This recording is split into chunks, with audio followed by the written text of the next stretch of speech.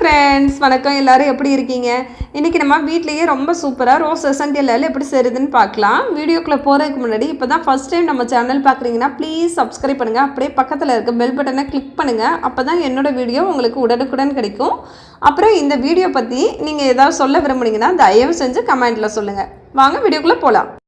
இதுக்கு தேவையான பொருள் என்னென்னு பார்த்தீங்கன்னா, நான் இன்றைக்கி பன்னீர் ரோஜாப்பூ எடுத்திருக்கேன். நாட்டு ரோஜாப்பூ இருந்துச்சுன்னா அதை கூட தாராளமாக எடுத்துக்கலாம். இதோட நறுமணம் பார்த்திங்கன்னா ரொம்பவே சூப்பராக இருக்கும். இவ்வளோ பூ நமக்கு தேவையில்லை, வெறும் 3 பூ போதும். நல்லா அலசிட்டு கொஞ்சம் நேரம் தண்ணியை வடிகட்டி வச்சுருங்க. தண்ணி நல்லா வடிஞ்சதுக்கப்புறமா இந்த மாதிரி அதோட இதழ்களை மட்டும் பிரித்து எடுத்துருங்க. நான் இன்றைக்கி ஒரு 3 ரோஜா பூவை எடுத்திருக்கேன் பாருங்கள். அடுத்து ஒரு ஊசி நூலை எடுத்து நாம் பூ கோர்ப்போம்ல, அதே மாதிரி தான் அப்படியே ரோஜா பூவோட இதழ்களை மட்டும் நல்லா இந்த மாதிரி கோர்த்துருங்க.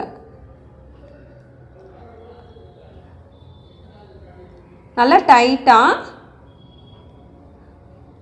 நெருக்கமாக கோர்த்து வைங்க. ரொம்ப கோர்க்கணும்னு அவசியம் கிடையாது.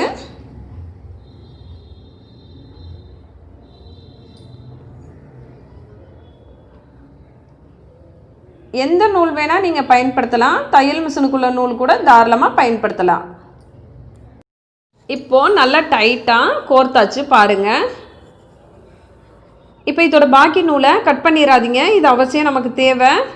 அதே மாதிரி இந்த பூவை போடுறதுக்கு கண்டிப்பாக கண்ணாடி பாட்டில் தான் பயன்படுத்தணும். பிளாஸ்டிக் பாட்டில், சில்வர் இது எதுவுமே பயன்படுத்தக்கூடாது. கண்ணாடி பாட்டிலை நல்லா கழுவி சுத்தமாக தொடச்சி காய வச்சுருங்க.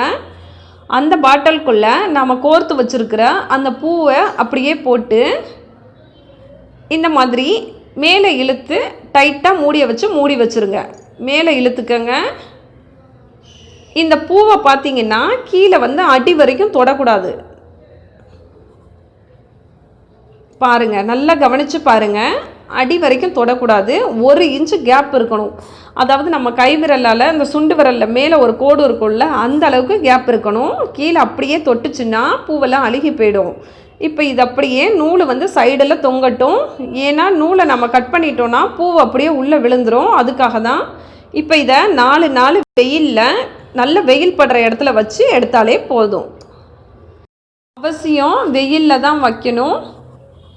நிழலில் வச்சிங்கன்னா அழுவி போயிடும். வெயிலில் தான் வச்சாகணும். இப்போது 2 நாள் ஆகிருக்கு. இங்கே பாருங்கள் எந்த அளவுக்கு அந்த ரோஜாப்பூலேருந்து சென்ட்டெல்லாம் இறங்கி இருக்குன்னு உங்களுக்கே தெரியும். இன்னும் கொஞ்சம் வாடணும். இன்னும் ஒரு 2 நாள் இருக்கட்டும். மொத்தம் 4 நாள். இன்னும் 2 நாள் கழித்து எப்படி இருக்குன்னு பார்க்கலாம். இப்போது 4 நாள் ஆயிடுச்சு. எப்படி இருக்குன்னு பாருங்கள். நல்லா சூப்பரான நம்மளுக்கு original rose water essential oil கிடச்சிருக்கு. அதே மாதிரி ரோஜா பூவை பாருங்கள் நல்லா காஞ்சிடுச்சு. அதனால் இனிமேல் இதை நாம் வெயிலில் வைக்கணும்னு அவசியம் கிடையாது. துளி கூட ரோஜாப்பூவில் ஈரப்பதமே இல்லை பாருங்கள். இது நம்ம சூரிய ஒளி படுற இடத்துல வச்சா மட்டும்தான் இந்த மாதிரி நமக்கு ஒரிஜினலாக கிடைக்கும். நம்ம வீட்டிலையே நிழலில் வச்சோன்னா நிச்சயமாக பூவெல்லாம் அழுகி போயிடும். அதனால் வெயிலில் தான் வச்சாகணும். இப்போ பாட்டிலை ஓப்பன் பண்ணி பார்க்கலாம் எப்படி இருக்குன்னு. பாட்டிலை ஓப்பன் பண்ணும்போது பார்த்து எடுங்க. கொஞ்சம் நூலை நீங்கள் விட்டுட்டிங்கன்னா கூட அம்பட்டும் அந்த ரோஸ் வாட்டர்லேயே விழுந்துடும். அதுக்காக தான். இங்கே பாருங்கள், ரொம்ப சூப்பராக இருக்குது. சுத்தமாக ஈரப்பதமே இல்லை. இந்த ரோஜாப்பூ இதழ்களையும் நம்ம வேஸ்ட் பண்ண வேணாம். இதை அப்படியே நீங்கள் செடிகளுக்கு உரமாக தாராளமாக போடலாம். இங்கே பாருங்கள் நமக்கு எவ்வளோ கிடச்சிருக்குன்ட்டு. 3 ரோஜாப்பூ தான் போட்டோம். பாட்டில் இன்னும் பெருசாக இருந்துச்சுன்னா இன்னும் கூட போட்டிருக்கலாம்.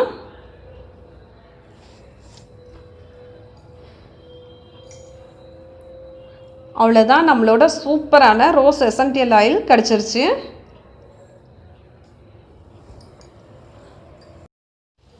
இந்த பாட்டிலை நாம் இப்படியே வைக்க முடியாது.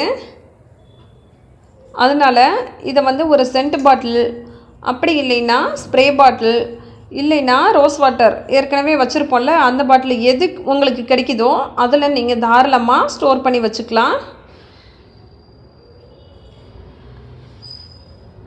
இந்த மாதிரி பாட்டிலாக இருந்துச்சுன்னா நமக்கு அத்தர் மாதிரி பயன்படுத்துறதுக்கு ரொம்ப சூப்பராக இருக்கும். எப்போவுமே பார்த்து எடுங்க, ஏன்னா கஷ்டப்பட்டு செஞ்சது வீணாகக்கூடாது. நான் சிரஞ்சால எடுக்கிறேன்.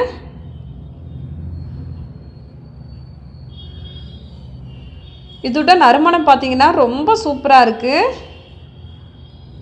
இதை நாம் தாராளமாக நம்ம முகத்துக்கு பயன்படுத்தலாம், சென்ட் மாதிரியும் பயன்படுத்தலாம். இல்லை நாம் சோப்பு செய்கிறோம்ல, அதில் கூட நறுமணத்துக்காக இதை தாராளமாக சேர்க்கலாம். ரொம்ப சூப்பராக இருக்குது. இதை வந்து ஃப்ரிட்ஜில் வைக்கணும்னு அவசியம் கிடையாது, வெளியிலேயே வைக்கலாம். நீங்கள் ரூம் டெம்பரேச்சர்லேயே வைக்கலாம், கெட்டு போகாது, அப்படியே இருக்கும். ஆனால் வெயிலில் நல்லா காஞ்சிச்சுன்னா தான் சூப்பராக இருக்கும்.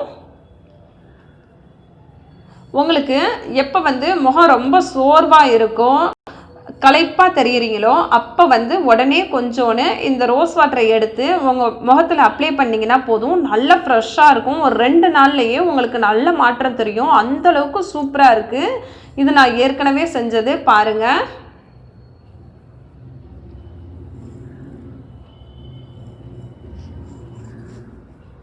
உங்கள் குழந்தைங்களுக்கு ட்ரெஸ்ஸில் சென்ட் மாதிரி கூட இதை பயன்படுத்தலாம். ஏன்னா இதில் எந்த கெமிக்கலும் இல்லை, அதனால் பயம் இல்லாமல் தாராளமாக பயன்படுத்தலாம்.